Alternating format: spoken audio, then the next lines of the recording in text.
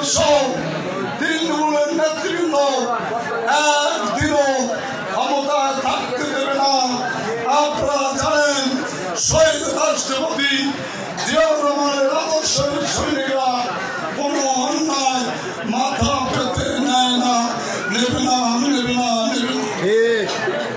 বন্ধুরা আমার, পরিশেষে বলতে চাই, আমাদের নেতা জনাব তারেক রহমান দীর্ঘদিন ধরে আজকে নির্বাচনে আছেন, আমাদের সাথে বারবার বলছেন আপনাদের সাথে ঈদ করতে চাই, কিন্তু ঐক্যবাদী দেশি বিদেশি চক্রান্তের মাধ্যমে জনাব তারেক রহমানকে এদেশে আসতে দেওয়া হচ্ছে না।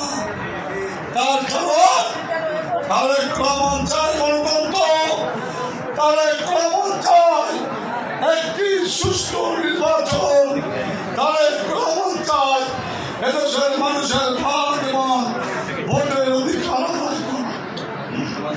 বন্ধুরা আমার, তাই আপনাদের কাছে উদাত্ত আহ্বান, আমরা যদি আমাদের জননেতা জনাব তারেক রহমানকে এই দেশে আনতে হয়, তাহলে আগামী ডিসেম্বরের মধ্যে একটি সুষ্ঠু ভোটের ব্যবস্থা করে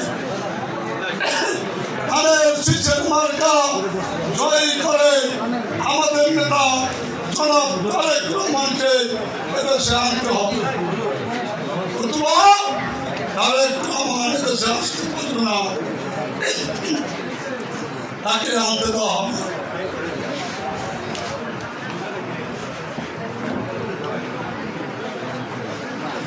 তারেক রহমান যে নেতা আজকে সর্বক্ষণ ছটফট করছেন এদেশের মানুষের কাছে আসার জন্য, কিন্তু ওই পার্শ্ববর্তী ভারত এবং অনেক বিদেশি চিহ্নিত সন্ত্রাসীরা তারেক রহমানকে দেশে আসতে দিতে চায় না। তারেক রহমান আসলে তার বাবার মতো এদেশের মানুষকে স্বনির্ভর করতে হবে, এদেশকে তলাবিহীন ঝুড়ি থেকে একটি পূর্ণাঙ্গ ঝুড়ি করবেন, এদেশের শিক্ষা ব্যবস্থা উন্নত করবেন, এদেশের মানুষের ভাত এবং ভোটের অধিকার আদায় করবেন। অতএব আজকে আমরা শহীদ রাষ্ট্রপতি জিয়াউর রহমানের এই শাহাদত বার্ষিকীতে